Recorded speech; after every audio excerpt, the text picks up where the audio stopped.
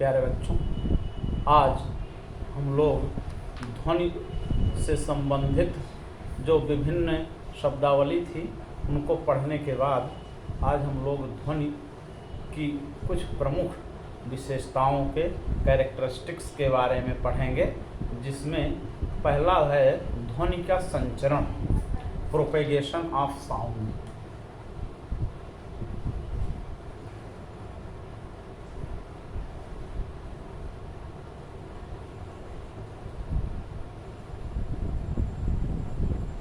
ध्वनि का संचरण, जैसा कि हम जानते हैं, ध्वनि जो है एक यांत्रिक तरंग है, अनुदैर्ध्य प्रकार की तरंग है। तो इसमें होता क्या है कि इसके संचरण के लिए माध्यम की आवश्यकता होती है। बिना माध्यम के संचरण का मतलब ही हुआ कि संचरित होना, एक स्थान से दूसरे स्थान को जाना। जब हम बोलते हैं तो हमारी ध्वनि आपको सुनाई देती है। इसका तात्पर्य यह नहीं है कि हम आपके कान में घुस करके बोलेंगे तब आपको सुनाई देगा। हम दूर बैठे हैं, आपको सुनाई दे रहा है। क्लासरूम में इस प्रकार का होता है, विद्यालय की घंटी बजती है, हमारे कानों तक वह ध्वनि पहुंच जाती है। ये प्रक्रिया जो है संचरण कहलाती है। ध्वनि तरंग का एक स्थान से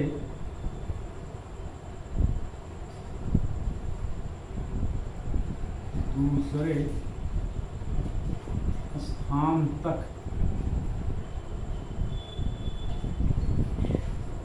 पहुंचने को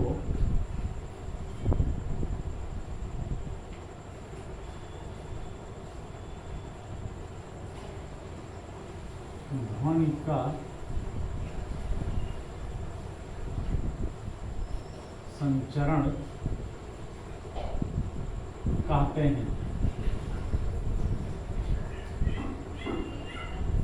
इसे हम ध्वनि का संचरण कहते हैं कि कैसे ध्वनि जो है एक स्थान से दूसरे स्थान को पहुंचती है। अब ये ध्वनि संचरण के लिए माध्यम की आवश्यकता होती है, यानी बिना किसी माध्यम के ध्वनि जो है एक स्थान से दूसरे स्थान को नहीं जाती। इसके लिए एक छोटा सा प्रैक्टिकल किया जाता है, जिसे बेल जार का प्रयोग कहते हैं। इसमें हम लोग इसको देखते हैं।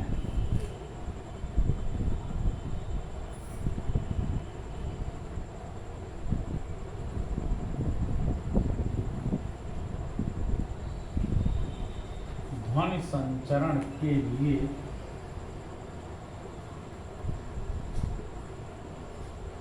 माध्यम की आवश्यकता है।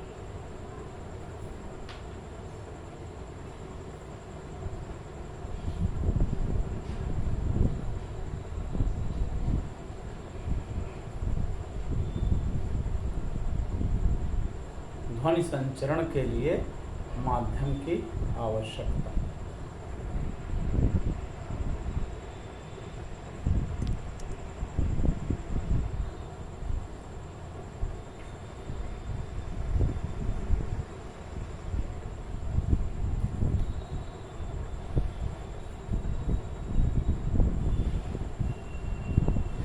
तो इसमें एक घंटी जैसा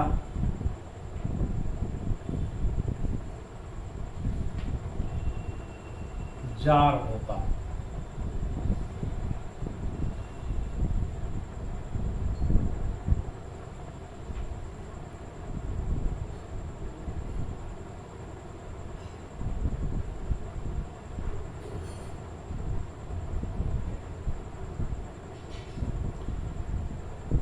अब यहाँ पर एक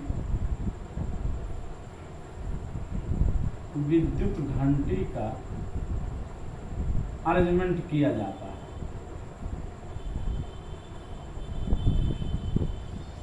एक ये विद्युत घंटी का इसमें अरेंजमेंट किया गया है और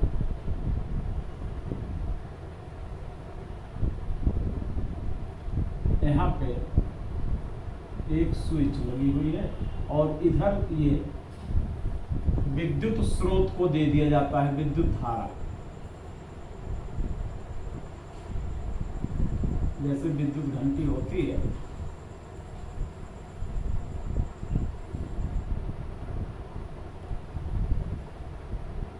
ये है विद्युत घंटी।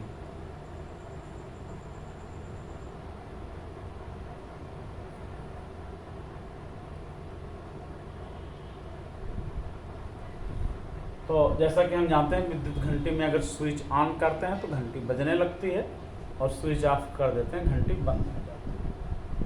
अब इसके लिए यहाँ पर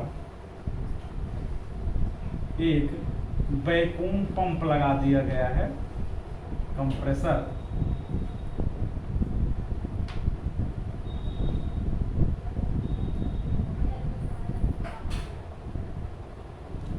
इस कंप्रेसर की सहायता से इसमें की वायु को निकाल दिया जाता है या आवश्यकता अनुसार वायु को इसमें बढ़ा दिया जाता है। तो इसमें सबसे इंटरेस्टिंग चीज ये थी कि जब इसमें वायु भरी थी इस बेल जार के अंदर, तो स्विच ऑन करते ही, ये स्विच है, बुक में देख करके, बुक में ये चित्र दिया हुआ है, बुक को देख करके आप इसके चित्र को और उचित ढंग से बना लीजिएगा। यहाँ पर तो हमने पढ़ाने के पर्पज से और समझाने के पर्पज से इस प्रकार से चित्र को बनाया है। तो जब इसमें वायु भरी है तो इस स्विच को ऑन करते ही विद्युत घंटी इसमें बजती है और हमें ध्वनि जो है सुनाई देती है।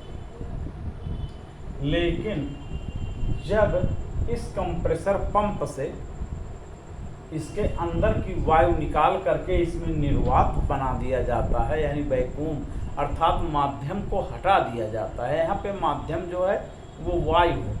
तो जब माध्यम को हटा दिया जाता है तब स्विच को ऑन किया जाता है। तो घंटी तो बजती है तब भी, परंतु उसकी ध्वनि जो है हमें नहीं सुनाई देती है। इससे सीधा निष्कर्ष निकला कि यह जो है ध्वनि हमारे कानों तक माध्यम के जरिए पहुंचती है और यहाँ पर माध्यम का काम वायु करती है। तो इस प्रकार से माध्यम की उपस्थिति में ही ध्वनि का संचरण होता है, अर्थात ध्वनि एक स्थान से दूसरे स्थान को पहुंचती है और माध्यम की अनुपस्थिति में ध्वनि का संचरण बंद हो जाता है और ध्वनि जो है एक स्थान से दूसरे स्थान को नहीं पहुंच पाती है। तो यहाँ पर यही बात ध्यान देने की है कि ध्वनि संचरण के लिए माध्यम की आवश्यकता होती है। तो अब ये माध्यम में ध्वनि का संचरण और किस प्रकार से माध्यम आवश्यक होता है ध्वनि संचरण के लिए, ये चीज़ हम लोगों ने पढ़ा। अब इसमें जो चीज़ ध्यान देने की बात है कि ध्वनि की चाल जो है भिन्न भिन्न माध्यमों में अलग अलग होती है। वो हम लोगों की बुक में एक सारणी दी गई है जिसमें देख करके आप विभिन्न माध्यमों में ध्वनि की चाल आप अपनी नोटबुक में भी उतार लीजिएगा और विभिन्न माध्यमों में ध्वनि की चाल आपको याद कर लेना है, जिससे आप निष्कर्ष पे पहुंच सकें। तो जो विभिन्न माध्यमों में ध्वनि की चाल होती है उसके विषय में हम लोग थोड़ा यहाँ अध्ययन करेंगे।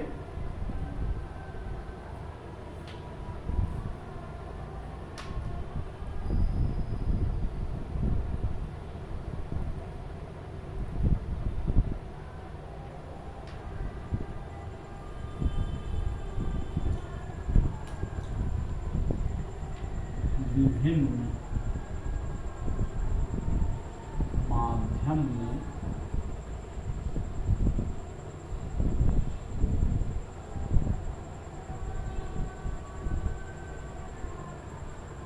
ध्वनि की चाल, speed of sound in different media.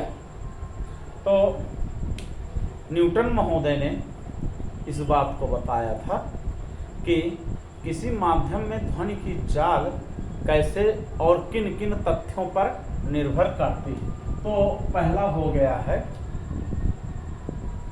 माध्यम का दाब।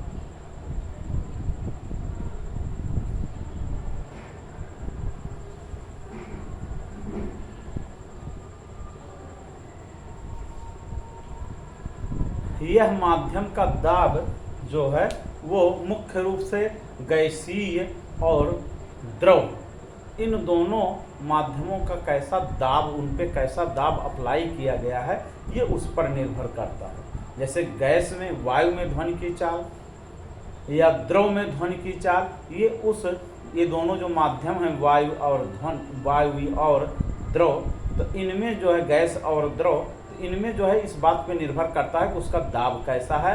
और दूसरा जो है महत्वपूर्ण चीज है, ये है घनत्व, कि माध्यम घना कितना है, उसका घनत्व कितना अधिक है। तो उस घनत्व के अनुसार जो है वायु की चाल, वायु में यानी माध्यम में ध्वनि की चाल निर्भर करती है। अधिक घनत्व रहेगा तो वो जो है कम, ध्वनि की चाल कम हो जाएगी। यानी यदि ध्वनि की चाल v है तो v √, गामा p अपान d, जहाँ d जो है माध्यम का घनत्व है और p जो है उसका दाब है, और ये उसका जो है विशिष्ट ऊष्मा का गुणांक अनुपात है। ये हम लोगों को हायर क्लासेज में पढ़ाया जाएगा। इसको हम यहाँ पर इसलिए मेंशन कर दिए हैं ताकि ये बात हम लोगों की समझ में आ जाए। तो माध्यम का घनत्व ये जो है इस प्रकार से होता है। वर्षा ऋतु में आप देखते होंगे ध्वनि की आवाज़ तेज हो जाती है। तो ध्वनि की आवाज़ वायु में तेज इसलिए हो जाती है कि वायुमंडल में नमी बढ़ जाती है, और वायुमंडल में नमी बढ़ जाने के कारण ये जो है वायु का घनत्व कम हो जाता है। और वायु का घनत्व जब कम हो जाएगा तो क्लियर बात है कि घनत्व कम होने से उसका वेग जो है बढ़ जाएगा। और तीसरा जो महत्वपूर्ण है वो है ताप, माध्यम का तापमान। तो तापमान पे भी निर्भर करता है। तापमान बढ़ाने से उसका घनत्व जो है घट जाता है माध्यम का, और वो माध्यम में ध्वनि की चाल बढ़ जाती है। तो इस प्रकार से शुष्क वायु में और 0 डिग्री सेंटीग्रेड तापमान पर ध्वनि की वायु में चाल लगभग 340, 320 से 340 मीटर प्रति सेकंड होती है। ये ऐसे आपके बुक में विभिन्न माध्यमों में ध्वनि की चाल दी गई है, तो आप लोग उसको देखिएगा और आगे हम लोग उसको डिटेल में आगे पढ़ेंगे।